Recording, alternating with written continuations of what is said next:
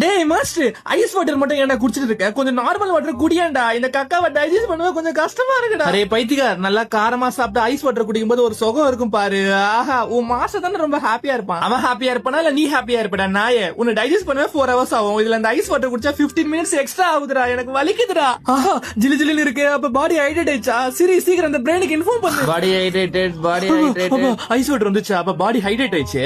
டேய் பிபிஜி, அந்த ATH signal கிட்னிக்கு அனுப்பாத. பாடி hydrate ஆயிடுச்சு. மாஸ்டர் இப்ப உச்சா போனோம், சரியா? டேய் முட்டா பையில, நீ பிரெயின்ல இருக்கியா இல்ல பட்டெக்ஸ்ல இருக்கியாடா? இப்ப என்ன தண்ணி குடிச்சான்னு பாத்துட்டு போக வைக்கிற. பாடி இன்னும் ஹைட்ரேட்ல ஆகலடா. அந்த ஐஸ் வாட்டர் உன்னை ஏமாத்துது. எனக்கு அதெல்லாம் தெரியாது. ஸ்டமக்ல இருந்து சிக்னல் வந்துச்சு. இப்ப மாஸ்டர் உச்சா போய் ஆகணும்டா. டேய் பைத்தியம், இப்படி பண்ண முக்கியமான எலக்ட்ரோலைட்ஸ்ல உச்சால அடிச்சிட்டு போயிடும்டா. டேய் ஹைப்போ நாயே, மாஸ்டர் அதிகமா உப்பு சாப்பிட்டு கிட்னி ஸ்டோன்ஸ் வந்துச்சுடா. ஏன்டா இவனை சரியா தண்ணி குடிக்க வைக்க மாட்டேன்ற?